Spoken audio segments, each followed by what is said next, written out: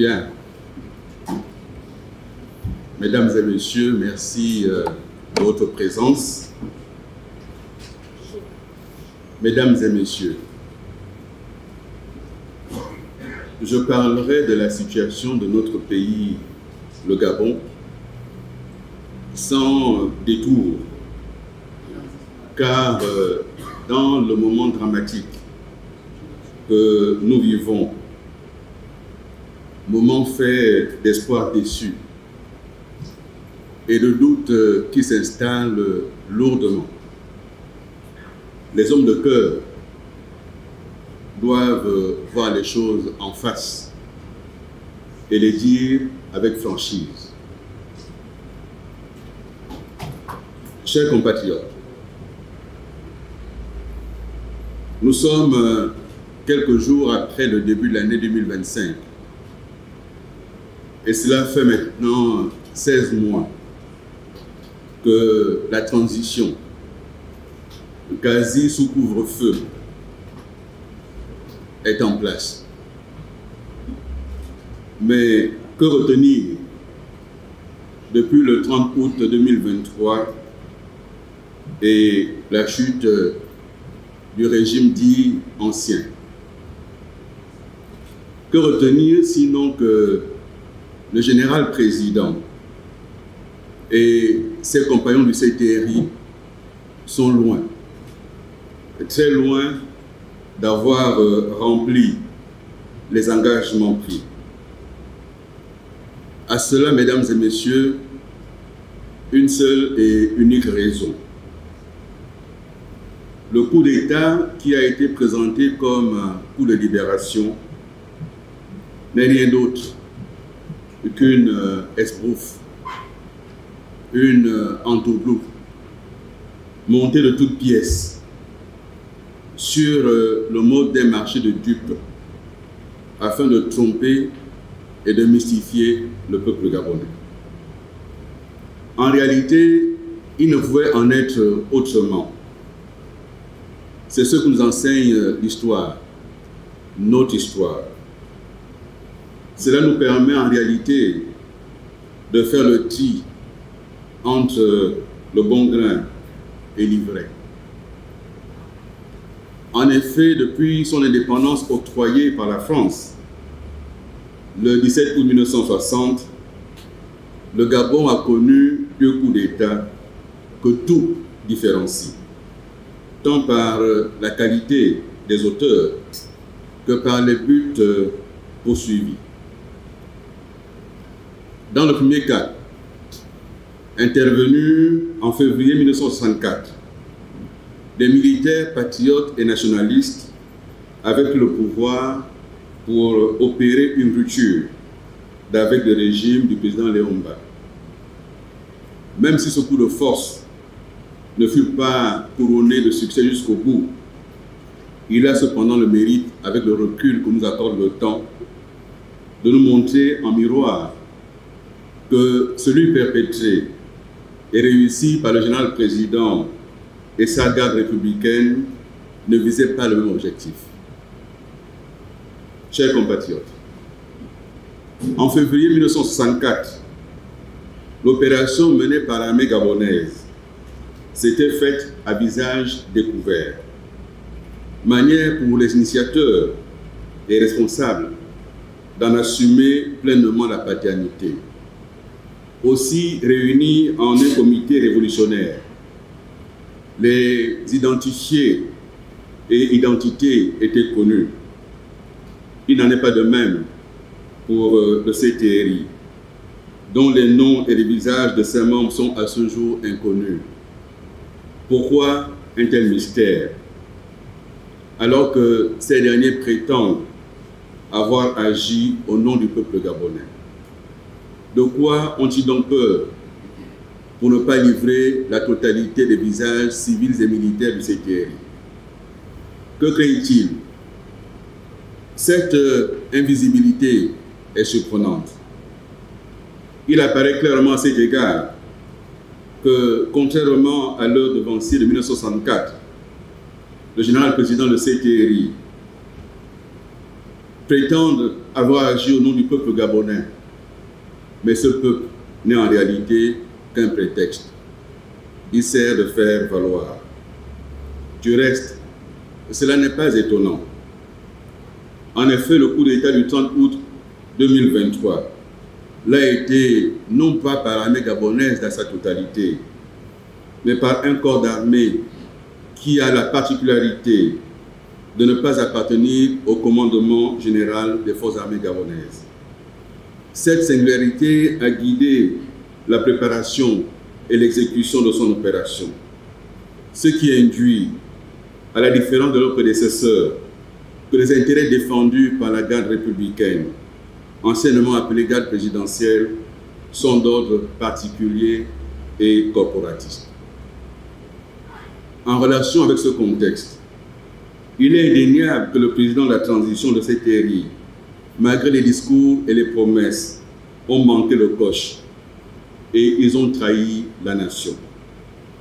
L'exemple de février 1964 en faveur du peuple n'a pas été suivi.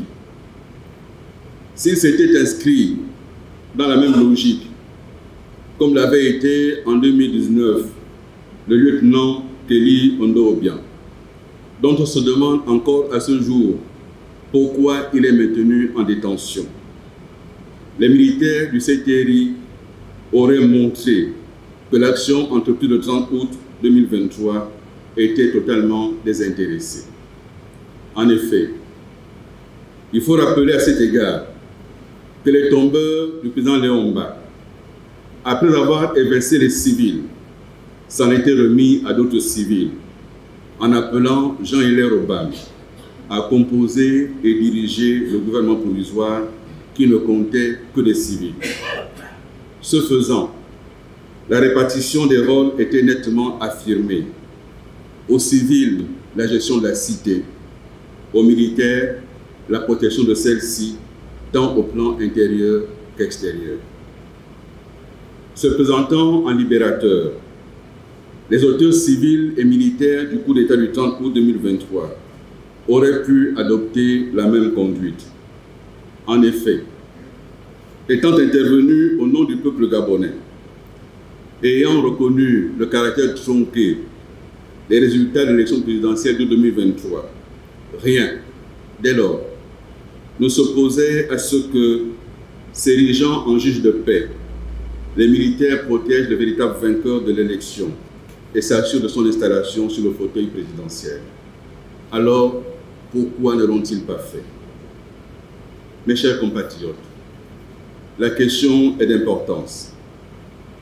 En effet, le coup d'État s'étant déroulé sans effusion de sang et sans opposition particulière, aucun obstacle n'empêchait dès lors que le scénario se réalisât. Toutes les conditions étaient réunies pour que le changement au sommet de l'État se produisît de manière apaisée. En d'autres termes, et dans ce contexte, l'acte posé le 30 août 2023 aurait dû avoir pour vocation de faire triompher, dans une phase électorale, la pratique de la démocratie. Cette option n'aurait donc pas dû être d'accaparer le pouvoir du peuple et de le restituer à celui à qui le peuple l'aura largement confié par un vote libre et assumé. Mais à bien y regarder, ce refus de s'aligner sur la volonté populaire n'était en fait que la matérialisation d'un plan. Révélation nous en est faite par un audio encore disponible sur le net à ce jour. À son écoute, l'on y prend connaissance des raisons profondes pour lesquelles le commandant en chef de la GR a perpétré le coup d'État. Parmi celles-ci, il ne se trouve aucune d'ordre républicain ou patriotique. N'est-ce pas la preuve que si le peuple, lui, regarde vers l'avenir, les hommes en armes, eux, regardent vers leur passé et vers leurs intérêts. Pour avoir tourné le dos au choix du peuple, il est difficile de croire, mesdames et messieurs, comme l'affirme le président de la transition du CTRI, que le coup d'État du 30 août 2023 l'a été en réaction à la mauvaise organisation des élections.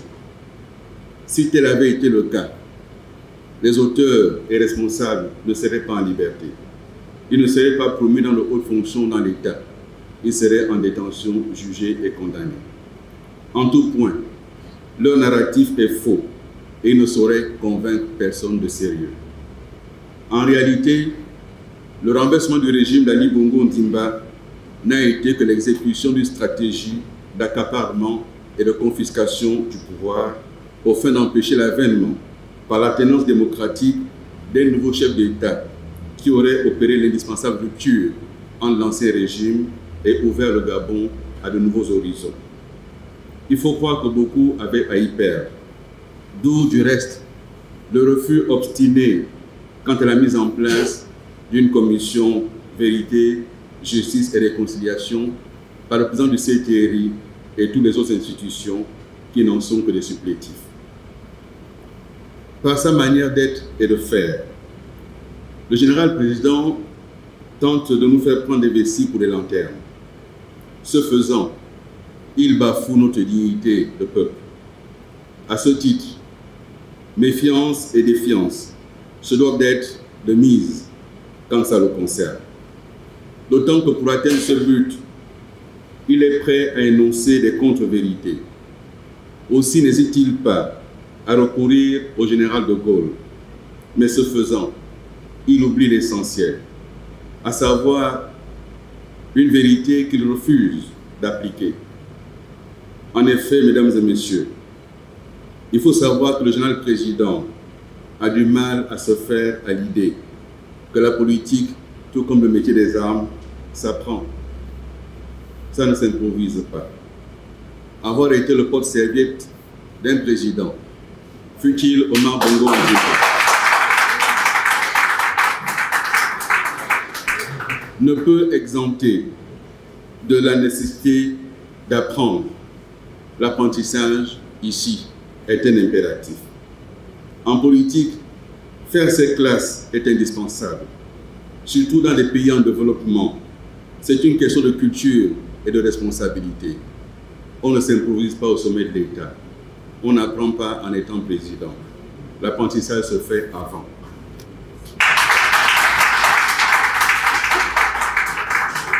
Mes chers compatriotes, ce passage obligé, qui n'a pas été effectué par le commandant en chef de la garde républicaine, lui aurait évité de se prendre de manière répétitive les pieds dans le tapis. Et quand il en est ainsi, il est porté à dire une chose et son contraire. Cette propension à se contredire, voire à se perdre, se révèle notamment dans ses interventions. À toutes fins utiles, qu'il sache que, comme dans l'armée, la politique a ses us et ses codes, sans l'appropriation desquels le novice, sans formation aucune, est toujours démuni devant l'adversité et la gestion de l'État. En pareille situation, il devient menaçant, il perd ses nerfs, il crie, il vitupère, il dénonce publiquement, il voit des complots partout, il espère impressionner. Mais en fait, il n'impressionne personne. Alors pour s'en sortir, il aurait suffi de demander conseil. Avoir l'humilité de demander quoi faire dans quelles circonstances, c'est la marque des grands hommes. Prétendre tout savoir parce qu'on occupe une fonction est la marque des petits. N'ayant pas ces prérequis, le général président devrait avoir la modestie de comprendre une fois pour toutes que l'improvisation au sommet de l'État disqualifie son auteur. Même le général de Gaulle, dont il prétend être légal, parce que, ayant comme lui 2 étoiles, n'a jamais pensé qu'il y avait des générations spontanées en politique. Ici, comme dans l'armée, les carrières se construisent. Ainsi, avant d'être le premier président de la 5e République française, le général de Gaulle a-t-il été, en 1940, sous-secrétaire d'État à la Défense et à la Guerre, dans le gouvernement de Paul Reynaud. On n'improvise pas l'arrivée au sommet de l'État, ça se construit.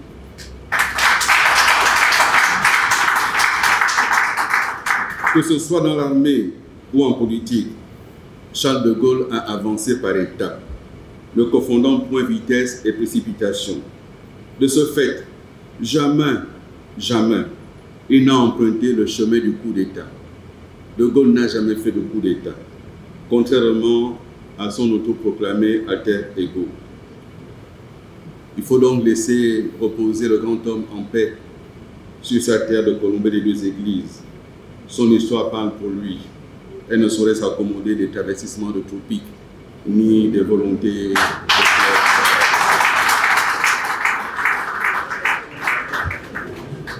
Mes chers compatriotes, il est toujours préférable d'éteindre un incendie tant qu'il est encore au début. C'est une façon d'empêcher que l'incendie se propage et se transforme en brasier incontrôlable. Et le cas du Gabon aujourd'hui ressemble à un début d'incendie sous la houlette du général président, chef du CTRI. Aucune légitimité populaire, et le voilà en train d'agir en despote.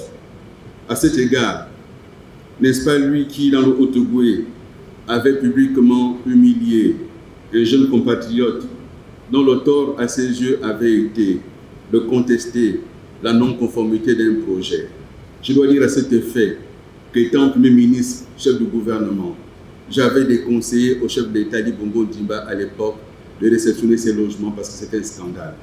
Ces logements sont un vrai scandale et les populations de Mwanda ont raison de les refuser. Et d'avoir contraint un jeune publiquement à l'humiliation, cela a clairement démontré à la face du monde vers quoi s'oriente le CTRI, vers le despotisme, vers la dictature. Et nous dirons non, non et non. Mesdames et messieurs, sur la question des droits de l'homme, jamais notre pays n'a été aussi exposé aux humiliations, aux vexations, aux traitements humiliants. Des syndicalistes ont été tondus publiquement, des populations ont été humiliées publiquement, les cheveux coupés, le paroxysme ayant été atteint il y a quelques jours avec la mort par torture des jeunes compatriotes. Et comme du cynisme, il y a un simulacre d'hommage à la nation. C'est d'un cynisme aggravé. Lorsqu'on sait par ailleurs que le général président s'est déplacé en personne dans la maison du défunt, expliquer aux populations et aux parents les méthodes de torture. En bon connaisseur d'Illet, il leur a dit comment ça a pu se passer. Il a parlé du pont, il leur a parlé de cela. C'est aller parler de la corde dans une maison de pendu. Lorsqu'on respecte l'humain, on ne fait pas cela. Voici que nous avons à la tête d'État, incapable de respecter le deuil d'une famille et d'affirmer à la face du monde de quelle manière il torture les gens. Et à l'heure où nous parlons, les tortures se font dans les geôles du Gabon. Et c'est un fait. Mais la torture, mesdames et messieurs, le Gabon a ratifié tous les instruments. C'est un crime contre l'humanité. Va-t-on avoir à la tête de l'État un criminel contre l'humanité? C'est une question fondamentale. Est-ce que c'est ce Gabon que nous voulons? Est-ce que c'est cela l'essor vers la félicité, mesdames et messieurs? Le président de la transition se veut démocrate. C'est sa liberté, c'est son droit. Mais encore faudrait-il qu'il accepte des principes simples qu'exige ce statut. Il devra comprendre qu'il ne saurait exister en démocratie des relations de domination ou de soumission entre gouvernants et gouvernés. En démocratie, le pouvoir appartient au peuple. C'est le peuple qui est le souverain. Ce n'est pas celui qui détient le pouvoir suprême qui est le souverain. Il n'est que le premier des employés du peuple souverain.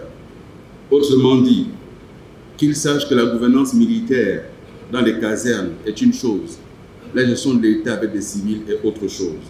Personne ne se mettra debout, les deux doigts sur la couture du pantalon. Nul n'abandonnera ses droits, et en tout cas pas nous, ensemble pour le Gabon.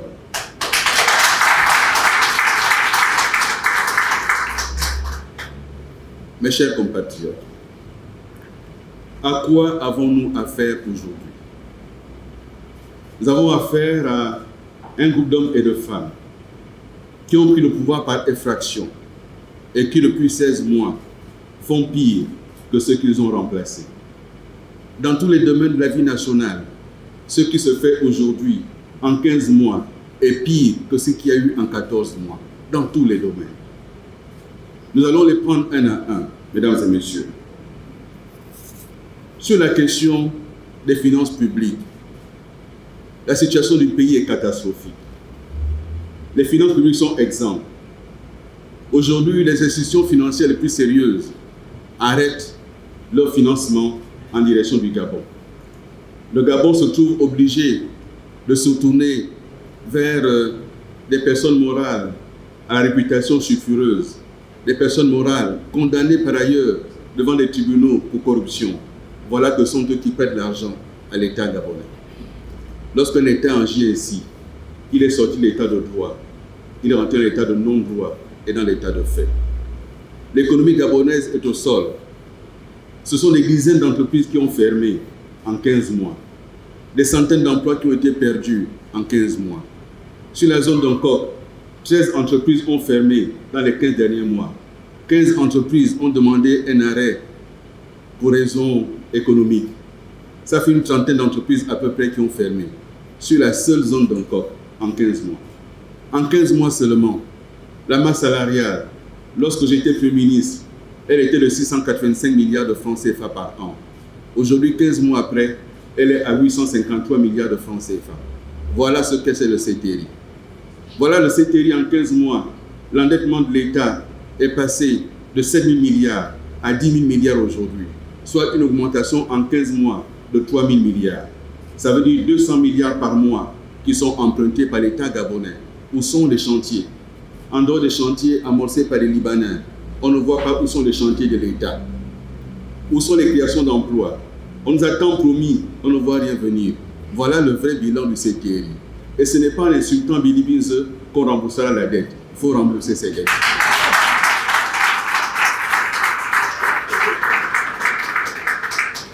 C'est là. Nous l'avons déjà dit, nous avons prévenu. Et ce n'était pas un jeu de mots. Que personne ne pleure. Ils ont maintenant un bilan. Hier, nous étions nous les hommes du passé. Aujourd'hui, ils sont les hommes du passif. Lorsqu'on parle d'une équipe gouvernementale, on dit que c'est un orchestre. Il s'agit de quel orchestre aujourd'hui? Ce n'est pas un orchestre philharmonique, ce n'est pas un orchestre symbolique, symphonique. Il s'agit d'un orchestre de casseroles. Ce gouvernement enchaîne des casseroles. C'est tous les jours un scandale. Scandale dans les régies financières, scandale dans les sociétés de l'État, scandale au FGS, scandale au gouvernement même, où des dizaines de voitures sont détournées par un ministre, au vu aussi de tous, et il siège en conseil des ministres le lendemain. C'est un scandale. Scandale d'entendre des ministres à la commission de lutte contre l'action illicite et ils sont encore au gouvernement. Et ils doivent négocier avec des bailleurs de fonds. C'est un scandale. Mais ça, mesdames et messieurs, jamais notre pays ne l'avait vécu. Jamais notre pays ne l'avait vécu. Nous avions pensé que les militaires se montraient rigoureux, mais en 15 mois seulement, ils sont en VX. En 15 mois seulement, les uniformes sont serrés au corps. C'est ça la réalité.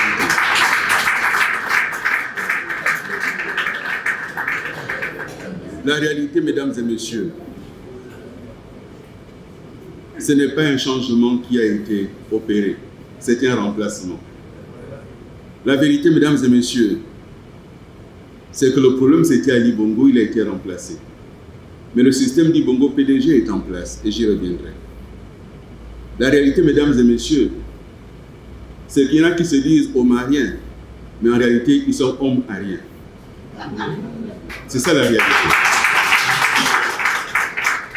La réalité, mesdames et messieurs,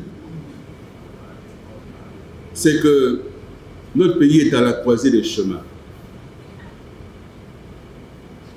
Nous sommes à la croisée des chemins. Le CTRI, c'est retour vers le passé, à toute vitesse. Le CTRI, c'est le maintien d'un mauvais système en pire. Et les soutiens du CTRI qui pensent le défendre se contentent de dire c'était pire avant. On donne donc aux Gabonais le seul choix entre le pire d'aujourd'hui et le pire d'hier. Mais le meilleur existe. Et ensemble pour le Gabon, on entend proposer avec d'autres la voie vers le meilleur pour notre pays. J'y reviendrai. Mes chers compatriotes, il y a quelques jours, mais est-ce que ça aurait pu surprendre, le Parlement de transition et de trahison a adopté à l'unanimité un code électoral d'une très grande iniquité. Ce code électoral alors qu'Ensemble pour le Gabon et d'autres forces de notre pays avaient fait parvenir des propositions demandant l'exclusion totale du ministère de l'Intérieur dans la gestion des élections. On nous fabrique un monstre à 3 têtes. On ne sait pas qui fait quoi, qui dira quoi. Et c'est le ministère de l'Intérieur qui assure l'autorité de tout cela. Autant dire qu'avec ce code électoral que nous rejetons totalement, autant dire qu'on demande au renard de s'occuper du poulailler. Le ministère de l'Intérieur, le même Conseil des ministres qui a annoncé la date des élections, a renouvelé les personnels de commandement. Vous pensez que ça trompe quelqu'un? Quelques jours après, en plein week-end, on renforce les personnels de commandement et les services de sécurité. Vous pensez que ça trompe quelqu'un? On s'apprête à réaliser un coup d'État électoral. Après le coup d'État d'août 2023, après le coup d'État sur la Constitution, après le coup d'État sur le code électoral, maintenant c'est le coup d'État sur les élections qu'on s'apprête à perpétrer. Mais il revient au peuple gabonais. Aucune arme n'est au-dessus du droit de vote. Aucune.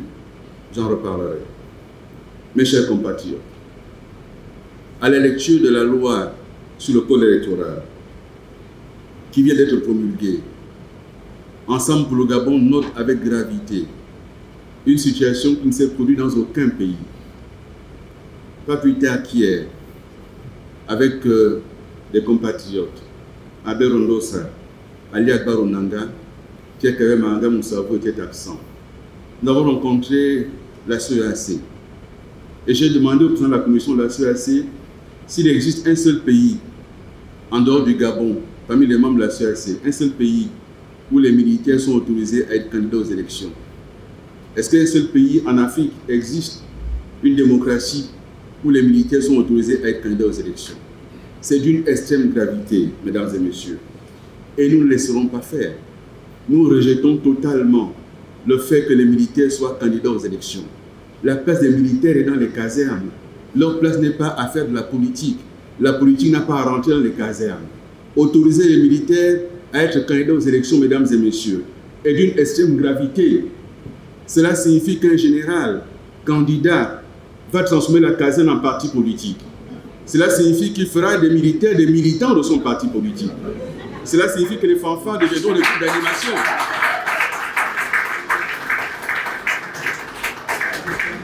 Et imaginons, chers frères, lorsqu'on conçoit un texte, je l'ai déjà dit, on le conçoit dans un esprit, mais attention, il y a toujours l'envers de l'esprit. Il faut imaginer que demain, 2, 3 généraux soient candidats à la même élection. Que va-t-il se produire? Le commandant en chef est candidat, le commandant en chef de la GR est candidat, il a la force de frappe de la GR. Le chef de l'état-major des Bérets Rouges est candidat, il a cette force de frappe. Le commandant en chef de la gendarmerie est candidat. Il se passe quoi dans les casernes? Et que se passe-t-il dans le pays? Je pose la question parce que ce n'est pas de la politique fiction. Actuellement au Soudan, 2 généraux puissamment armés s'affrontent. Des milliers de morts, des millions de déplacés. Des pays d'Afrique centrale et de la CEC sont concernés. Le Tchad est menacé par des millions de déplacés. On ne peut pas jouer avec le feu. Omar Bongo Ondimba, qui connaissait bien le Gabon, qui connaissait bien ce pays, et qui lui-même était militaire, il disait, les militaires n'ont rien à faire en politique. La place des militaires n'est pas la politique. Celui qui prétend être un disciple d'Omar Bongo Ondimba devrait tenir compte de cela. C'est un avertissement d'outre-tombe, cette voix d'Omar Bongo Ondimba qu'on entend. Les militaires n'ont rien à faire dans la politique. Il faut qu'ils retournent dans les casernes. Et à ce stade, Ensemble pour le Gabon interpelle à nouveau la communauté internationale. Vous ne pouvez pas accepter au Gabon ce que vous refusez ailleurs. Vous ne pouvez pas faire du Gabon un laboratoire pour accepter des dictatures militaires déguisées. Nous ne pouvons pas l'accepter. Mesdames et messieurs, les magistrats, dans leur cahier de charge, n'ont jamais demandé à faire de la politique. Ils ont un statut particulier et ils savent qu'un magistrat qui veut faire la politique fait une mise en disponibilité et il fait la politique. Ils ont demandé plus de moyens pour agir dans les tribunaux. Ils ont demandé plus d'indépendance pour rendre la justice librement, dignement, au nom du peuple gabonais. Ils n'ont jamais demandé à faire de la politique. On veut mettre des magistrats dedans pour ne pas dire qu'il n'y a que les militaires qui sont concernés. Et on nous dit c'est à titre transitoire. Mais celui qui est élu pour un mandat, la Constitution lui donne le droit de pouvoir prétendre à un second mandat. Le transitoire s'arrêtera quand? On nous raconte des histoires. On ne peut pas l'accepter. Cela, nous le rejetons totalement, mesdames et messieurs.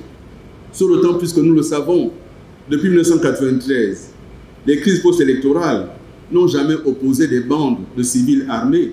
Cela a toujours été l'armée d'un côté, les civils de l'autre. Mais en cas de crise électorale, lorsque des généraux s'affrontent, il se passera quoi? Ils sortiront les canons, ils seront dans la rue, on prend dans la guerre. Comment un militaire peut oser faire cela juste parce qu'il veut s'incruster au pouvoir, juste parce qu'il veut violer sa parole? Et on entend des Gabonais dire il faut qu'il soit candidat. Mais si vous autorisez quelqu'un à violer sa parole aujourd'hui, mais qu'en sera-t-il demain? À cet égard, l'histoire nous enseigne.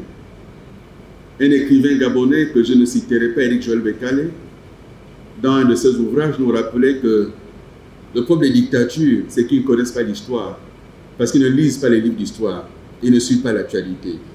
Si cet apprenti dictateur connaissait l'histoire, il saurait ce qui s'est passé dans les années 30 en Europe. Un homme politique britannique, Winston Churchill, a passé des années à mettre les Britanniques et l'Europe en garde contre le danger que représentaient Hitler et le nazisme. Je ne compare pas le CTI au nazisme, ce n'est pas le sujet. Le sujet, il est simple. Lorsque quelqu'un demande à conquérir le pouvoir, il y a une attitude. Mais si nous, Gabonais, nous acceptons aujourd'hui que quelqu'un viole sa parole, ouvertement, publiquement, eh ben, que demain on ne se pose pas la question, parce qu'il tombera sur le pays une chape de plomb. Il tombera sur le pays une chape de plomb. Et c'est clair que nous n'aurons plus le choix qu'entre trois choses: la soumission, la mort ou l'exil. Mais la résistance du peuple gabonais doit pouvoir se mettre debout. Mais c'est dès à présent. Ce n'est pas demain, ce n'est pas après-demain. Mesdames et messieurs, les militaires et les magistrats n'ont rien à faire dans la politique. Et je le dis très clairement, nous rejetons ça. Nous le rejetons parce que on ne peut pas se servir des armes du peuple contre le peuple. Nous devons choisir, mesdames et messieurs, choisir de ne pas subir, choisir de contester, choisir de résister. Le 12 avril, pour l'élection présidentielle, c'est un autre mini coup d'État. L'État gabonais a dit aux bailleurs de fonds le retour à l'ordre constitutionnel et les élections, c'est au mois d'août 2025. Le président de la transition est allé voir les chefs d'État de la CEAC et il leur a décliné un chronogramme avec une élection prévue au mois d'août 2025. Pourquoi anticiper cela? Pourquoi avoir dit une chose à des chefs d'État et ne pas pouvoir tenir cela? Ce qu'il fait ici, en disant une chose et son contraire, il le fait même là-bas, là où il est grand. Il dit une chose et il fait le contraire. Le 12 avril, en pleine année scolaire, le calendrier scolaire a été publié par ce gouvernement et il n'a pas prévu d'interruption au mois d'avril. Mais lorsqu'on dit que l'élection a lieu au mois d'avril, cela veut dire que dès le mois de mars, plus personne ne travaille. Ça veut dire que dès le mois de mars, les enseignants sont en campagne. Tout le monde est en campagne, c'en est fini de l'école. Et s'il y a contentieux après les élections, mais on parle du 12 avril, voyez-vous, dans la précipitation, dans la volonté de tricher, dans l'amateurisme, ils ont publié un décret qui est nul et de nul effet. Le Gabon, c'est maintenant une élection à 2 tours. Lorsqu'on convoque le collège électoral, on le convoque pour les 2 tours. On fixe la date du premier tour et la date du deuxième tour. Même ça, ils ne savent pas le faire.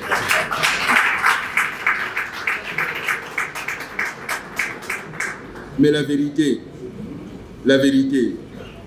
c'est que comme pour le référendum, le résultat est déjà prêt. Et ils se disent qu'ils gagneraient au premier tour, donc pas la peine de fixer une date du deuxième tour. C'est de ça qu'il s'agit, mais c'est totalement nul. On ne fait pas comme ça. La rentrée des classes, dès la rentrée, on donne le calendrier scolaire. Les parents connaissent le calendrier scolaire. Les enfants connaissent le calendrier scolaire. Dans certaines écoles, on indique même le calendrier des évaluations écrites et orales. Et on sait le suivre. Nous le savons, ça se passe comme ça. Mais voici un pays en situation de transition. Et personne ne sait quel est le calendrier de sortie de la transition. Quand auront lieu les élections, on peut ruser pour faire un coup d'État. Mais une fois qu'on a rusé en trompant celui qu'on protégeait, mais il faut maintenant être transparent et indiquer aux gens quelles sont les dates des élections longtemps à l'avance pour que les uns et les autres se préparent. Mais faire ce qui est fait là, mesdames et messieurs, ça ne trompe personne. On veut prendre les gens de court. On veut que personne ne s'organise. Mais 2023 est là pour montrer qu'on peut avoir programmé une chose et une autre se produit.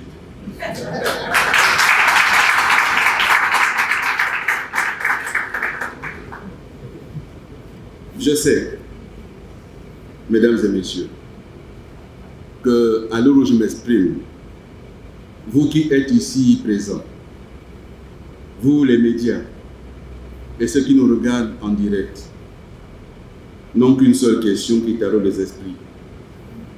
Bili Beze va-t-il y aller? C'est pour ça que vous êtes là.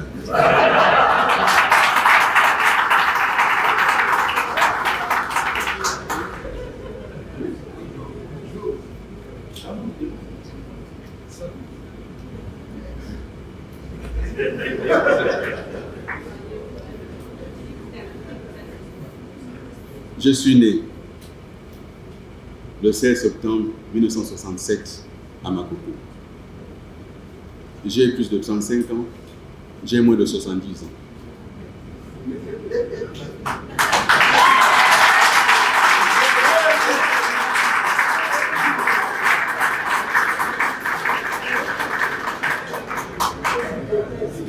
Je suis Gabonais, de père et de mère.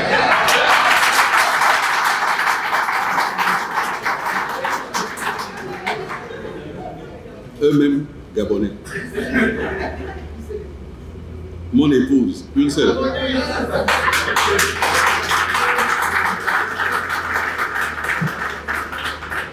Elle est gabonaise, de père et de mère, eux-mêmes Gabonais.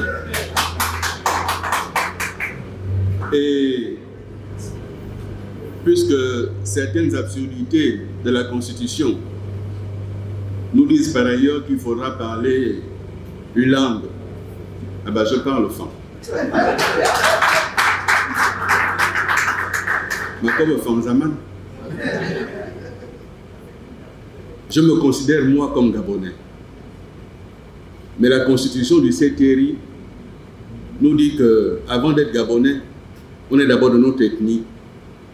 Ça veut dire que ce qui nous identifie, c'est l'ethnie qu'on va parler. L'ethnie que je parle m'identifie. Et donc, ce que chacun parle identifie chacun.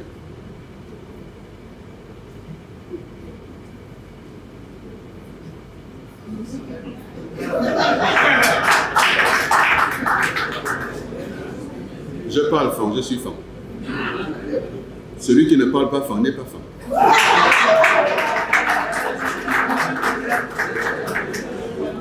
C'est pas moi qui le dis, c'est leur constitution.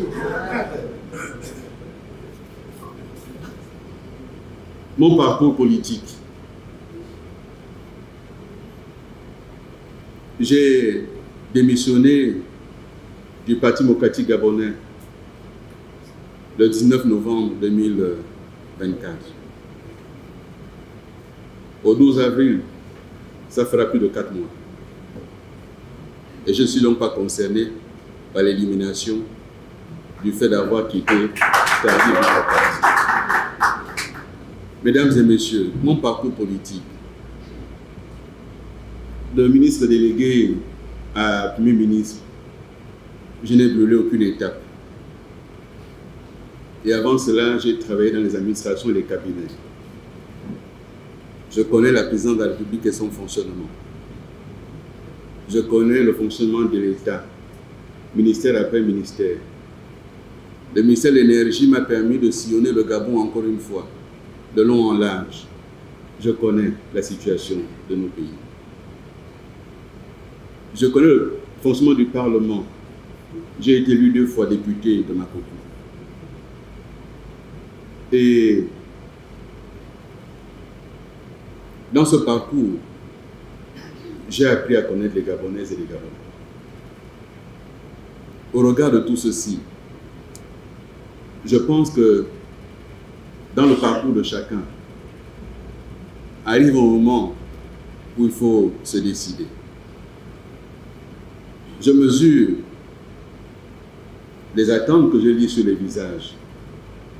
Je mesure aussi les attentes qu'il y a au-delà de cette salle, de ceux qui nous regardent en direct. Aller à la rencontre de son destin dans une relation complexe à un peuple qui a tant de choses qui lui ont été refusées. Aller à la rencontre de son destin lorsque, comme moi, j'ai participé à un système. Et hélas, je n'ai pas pu faire en sorte que certaines choses ne se produisent pas. Je le déclare. Oui, j'ai été là. Je prends ma part de responsabilité. Et j'aurais pu peser davantage. Je n'ai pas pu. Je le regrette. Mais durant ces 15 mois qui viennent de s'écouler, j'ai fait mon chemin de Damas. Je me suis assis et je me suis interrogé. Et avec mes amis d'Ensemble pour le Gabon et avec d'autres compatriotes, nous regardons notre pays avec lucidité.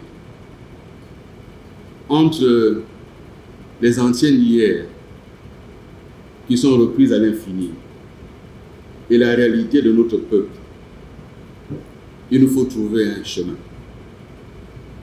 Nous devons travailler à en finir avec ce système qui refuse de mourir et qui est à ressusciter sous les traits du 7e.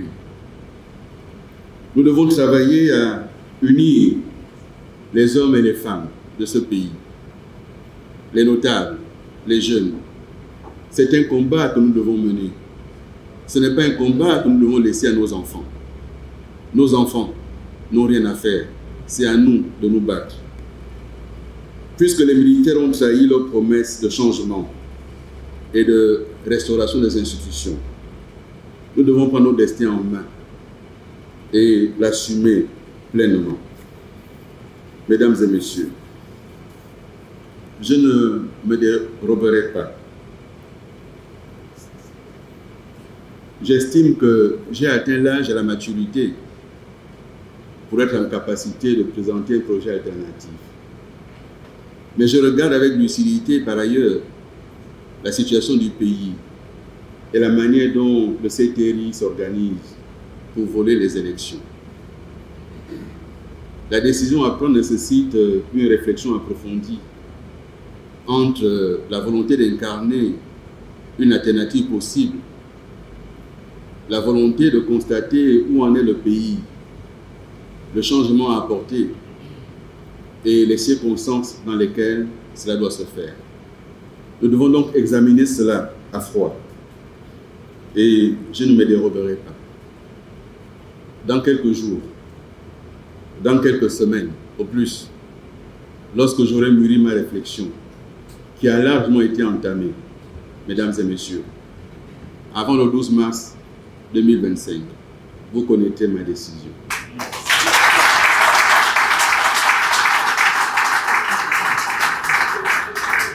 Mais je peux vous assurer d'une chose, nous sommes prêts. Nous sommes physiquement prêts. Nous sommes moralement prêts. Nous sommes intellectuellement prêts. Nous sommes spirituellement prêts.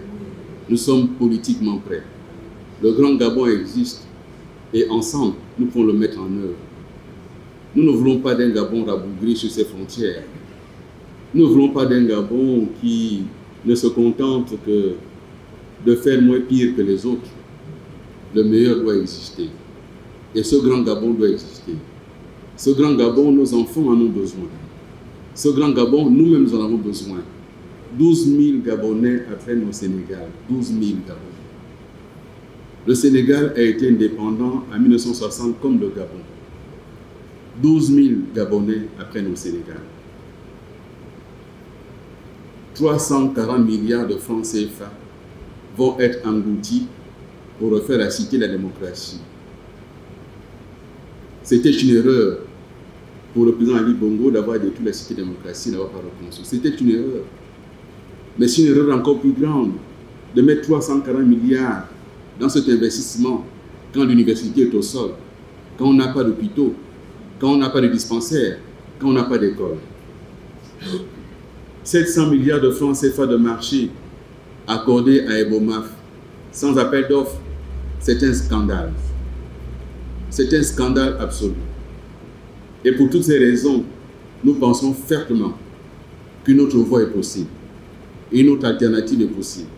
Et je vous le dis, ma réflexion est largement entamée. Dans quelques jours, je serai devant vous et je vous donnerai ma réponse. Merci de m'avoir écouté.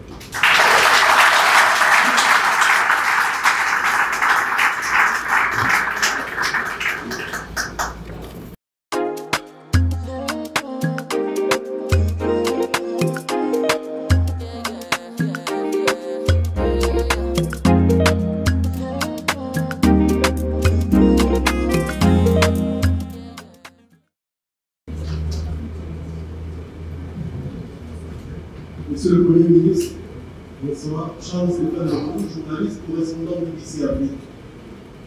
Oui, effectivement, projeté sur le code électoral. Au moment où l'on annonce effectivement le processus, quel autre moyen disposez-vous justement pour mettre en œuvre? Je vous ai indiqué que la stratégie du coup d'État permanent et du fait accompli adopté par le CTRI à ses limites. Je sais, j'entends les compatriotes me dire mais oui, c'est déjà joué d'avance. Et on me dit, mais est-ce que tu n'as pas vu comment ça s'est fait au référendum? Mais parlons du référendum. 71% de taux d'abstention. C'est ça la réalité du référendum. Ça veut dire quoi? Ça veut dire que tout ce qui se fait là est illégitime. Vous avez d'abord un parlement illégitime. Je l'ai dit, transition, trahison. Ils ont adopté un code électoral au garde à vous. Il n'y a aucune légitimité à ça. J'entends des gens qui défendent ce code électoral en disant c'est une grande avancée. C'est une avancée significative. C'est le meilleur code qui ait jamais existé, j'entends ça. Mais les mêmes disaient la même chose du précédent code. Vous me dites quelle autre action allez-vous entreprendre? Vous savez, moi je ne crois pas à la violence. Je n'y crois pas du tout. Mais je crois à l'intelligence des Gabonaises et des Gabonais. Et je dis encore une fois, le président du CTRI n'a pas à être candidat. Et ce code électoral, tel qu'il est, l'autorise à être candidat. Et donc c'est un code qui ne correspond pas, d'une part, à la volonté des populations gabonaises, d'autre part, à la réalité de sa propre charte de la transition, qui a clairement dit que ceux qui ont été ministres, les membres des institutions de la transition, ne peuvent pas être candidats. Il a été ministre de la Défense et ministre de l'Intérieur pendant 3 mois. Il ne peut pas être candidat. Première chose. Deuxième chose, ce code, même si c'est le frère du président qui est président de la Cour constitutionnelle, nous allons engager toutes les actions possibles, mais cette Cour, j'y crois pas. Elle est à récuser. Vous entendez une Cour constitutionnelle qui vous dit que les élections seront libres. Ce n'est pas le rôle de la Cour de le dire.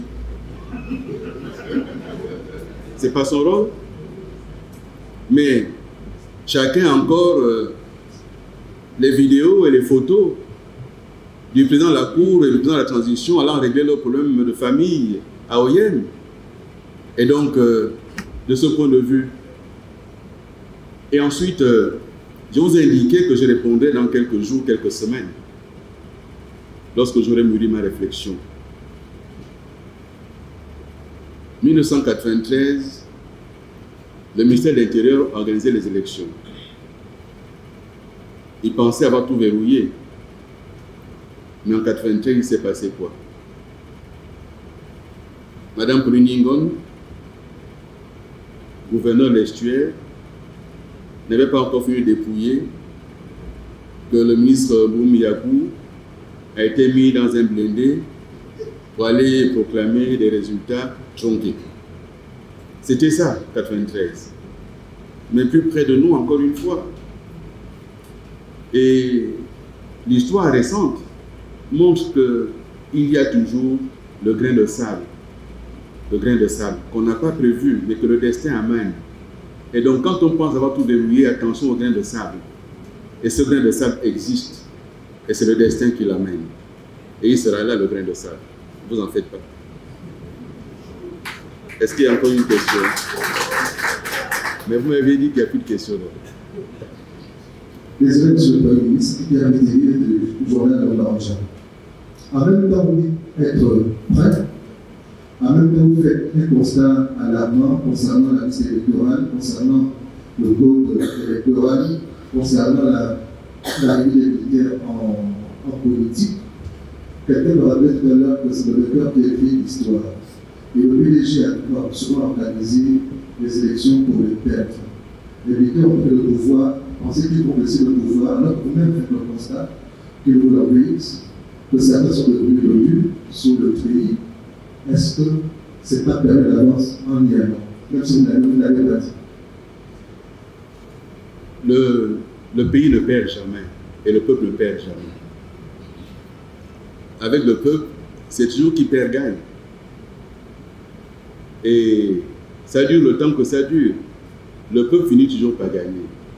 Et moi, je vous le dis, la vérité de cela, c'est que le CTRI est une usurpation. Et ce qui est une usurpation ne prospère pas. C'est une usurpation. Et je vous dis, encore une fois, moi je suis prêt. Vous me demandez, oui, mais les règles du jeu. Oui, mais une équipe, elle est prête. Après, il y a la compétition. Ces règles du jeu-là, elles sont ce qu'elles sont. Mais ces règles du jeu-là, elles peuvent changer. Elles peuvent changer. Et je vous dis, je vous le dis, ces règles du jeu ne peuvent pas rester ça. Elles vont changer. Elles ne peuvent pas rester ça. Elles vont changer. Oui. Ce qui renforce ma question, monsieur le Premier ministre, bonjour Stéphane Périguet, la Télécomie. Même si selon vous, le code électoral proposé par le CTRI donne la possibilité au président actuel, président de la transition, de se présenter, de se porter candidat, sa candidature n'est pas encore officialisée. Maintenant, si le président décide d'être candidat, est-ce que M. Aleko Mézé pourra renoncer à sa candidature, ou bien vous allez quand même y aller en tenant compte bien sûr des règles du jeu, si ces règles ne changent pas? Voilà. Si les règles demeurent les mêmes, seriez-vous candidat malgré la candidature du président Sa présence ou pas ne fait pas partie de l'équation de ma réflexion.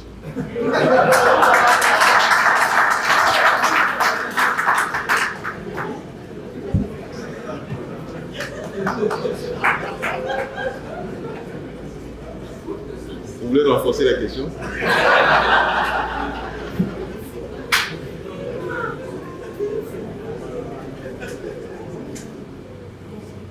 Allez-y.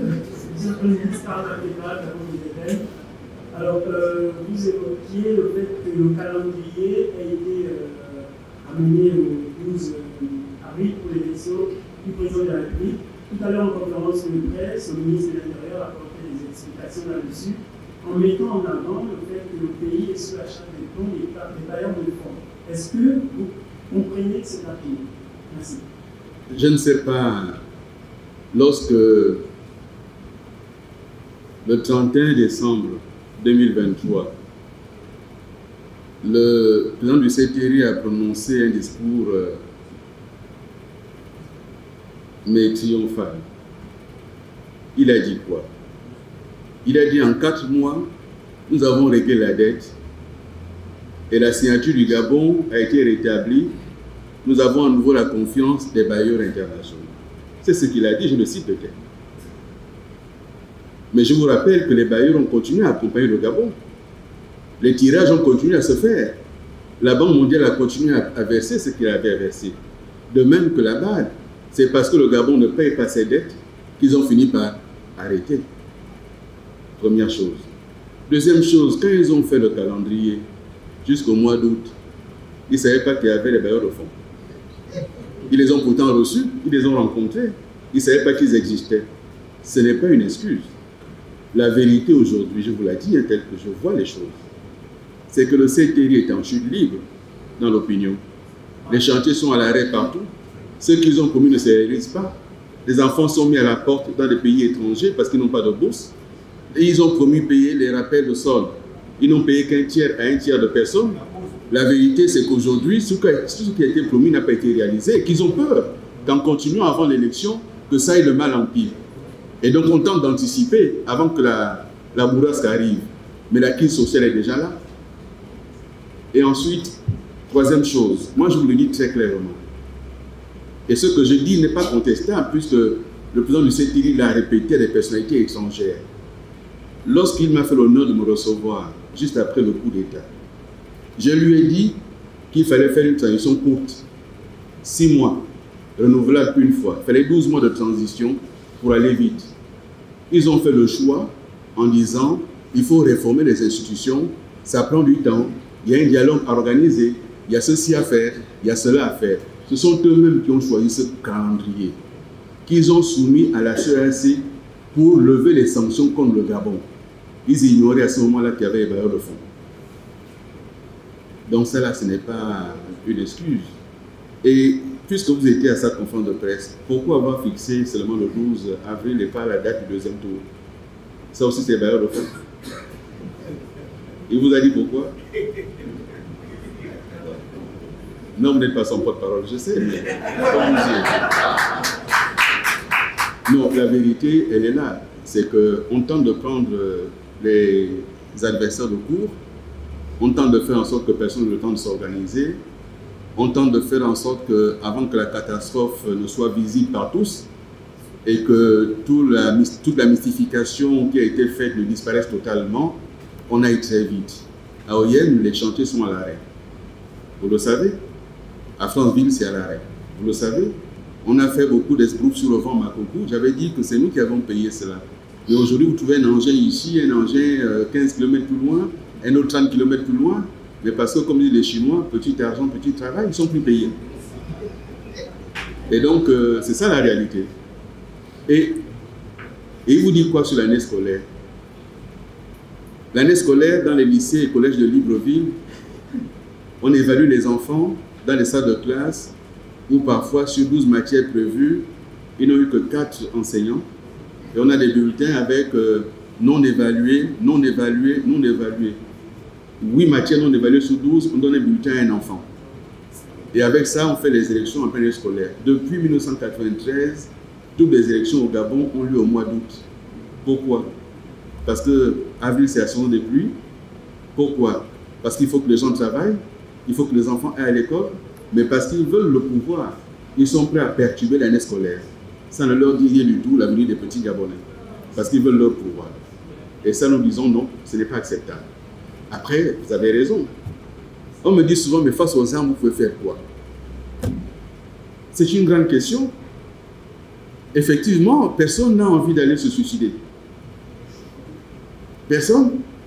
Mais je vous rappelle que l'une des raisons pour lesquelles la communauté internationale a regardé avec bienveillance le coup d'État militaire au Gabon, c'est qu'ils ont eux-mêmes dit qu'ils l'ont fait sans effusion de sang. Donc là, maintenant, ils vont se maintenir par les effusions de sang. Est-ce que la CPI a disparu? Ils ont dit qu'ils ne pouvaient pas tirer parce qu'ils ne voulaient pas aller à la CPI. C'est ce qu'ils ont dit.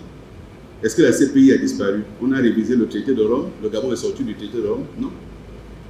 Et moi, j'ai dit aux Gabonaises et aux Gabonais, c'est l'homme qui a peur. C'est l'homme qui a peur. Vous voyez, quand je m'exprime comme ça, et j'entends les gens dire, ah ouais, mais il est dans le jeu du CTRI, il est avec Olivier.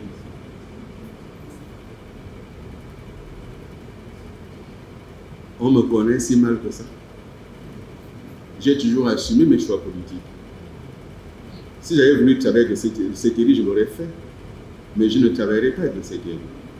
Et je n'ai rien à voir avec Olivier. C'est un compatriote, il dirige l'État, il est président de fait. Et donc, en tant que président de fait, je suis citoyen gabonais. S'il veut qu'on se rencontre, on se rencontre. Mais je ne suis dans aucune discussion, aucune négociation, aucun jeu avec qui que ce soit. Je suis assez grand. J'ai servi Paul Mbabessol. Depuis que nous nous sommes séparés, je n'ai jamais dit du mal de Paul Mbabessol. Jamais. Personne ici ne peut dire qu'il m'a entendu tenir un discours comme Paul Mbabessol. J'ai servi Omar Bongo, j'ai servi Ali Bongo. J'ai bien le droit de dire qu'aujourd'hui, je suis assez grand maintenant pour penser à proposer aux Gabonais un chemin alternatif que je porte. Je ne suis pas contraint toute une vie de servir quelqu'un. S'il y en a qui en ont fait un destin, c'est leur choix. Bien. Je crois qu'on sait beaucoup parler. À dernière question. Merci, M. le Premier ministre. Christy Bwanga de Alpha Télévision. Dans votre allocution, vous vous êtes décrit comme Gabonais de père et de mère, marié à une femme gabonaise, de père et de mère. Cela fait partie de quelques critères que l'on demande aux candidats pour les élections présidentielles à venir. Vous avez aussi dit que vous étiez prêt, et ensuite vous avez dit qu'on peut prévoir quelque chose et quelque chose d'autre se produit. C'est vrai que vous avez prévu de ne pas nous donner votre position aujourd'hui. Nous souhaitons que quelque chose d'autre se produise en nous disant ceci. Je pose la question, est-ce que vous serez candidat à l'élection présidentielle?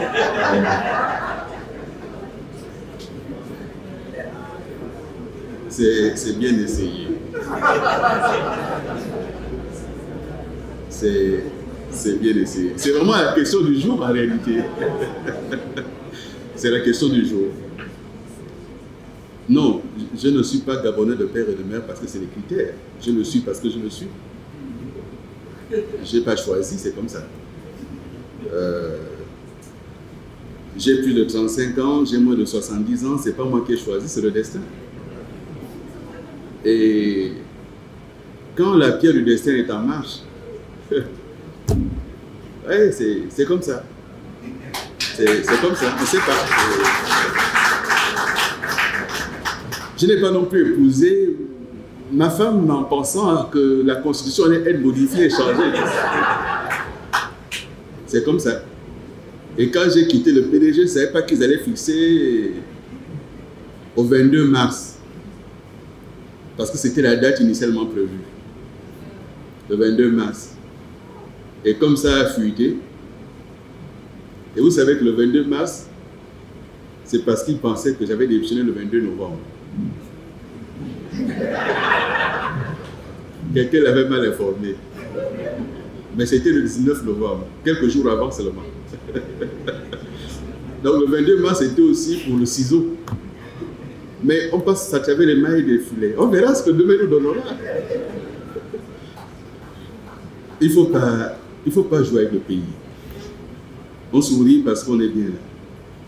Mais pendant qu'on sourit ici, à l'hôpital d'Angondje, au CHU d'Angondje, les femmes ne peuvent plus accoucher parce que les gens n'ont plus matériel.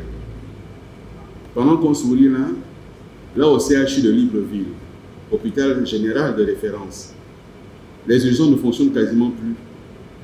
Les parents sont obligés de tout amener. C'est ça, les 16 mois du CTRI. Et vous aurez remarqué qu'au début, c'était en 4 mois seulement on a fait ci. En 4 mois seulement on a fait ça. Ça a disparu. Ils disent plus ça. Parce que la réalité, la gestion de l'État les a rattrapés. Et que là, maintenant, bon, bah, on s'en va voir quelqu'un qui a une réputation sulfureuse en disant prête-moi l'argent. Parce que sous prétexte de développement rural. Mais quand on sait ce que cette même entité a eu comme dégâts au Brésil et en Côte d'Ivoire, dans la déforestation notamment, je ne sais pas comment on fait ça. On nous a parlé d'Assala. J'aimerais bien savoir aujourd'hui que rapporte Assala au budget de l'État et combien d'emplois ont été créés. Mais ce que nous savons, c'est que 2 années de pétrole ont été gagées. Et que le trader suisse en question, Gunvor, a été condamné par la justice suisse pour corruption. Voici à qui nous avons confié le pétrole, quelqu'un qui est condamné pour corruption. Voilà la gouvernance du CTRI. Elle est là. Et toutes ces choses-là, la seule réponse c'est, avant c'était pire, mais allez me chercher ce qui était pire. Voilà. Donc vous avez bien posé la question, vous avez bien essayé, mais je vous ai dit j'ai le temps de la réflexion et lui ne fait pas partie de l'équation de la réflexion. Merci d'être venu et bonne fête d'après-midi. À très bientôt.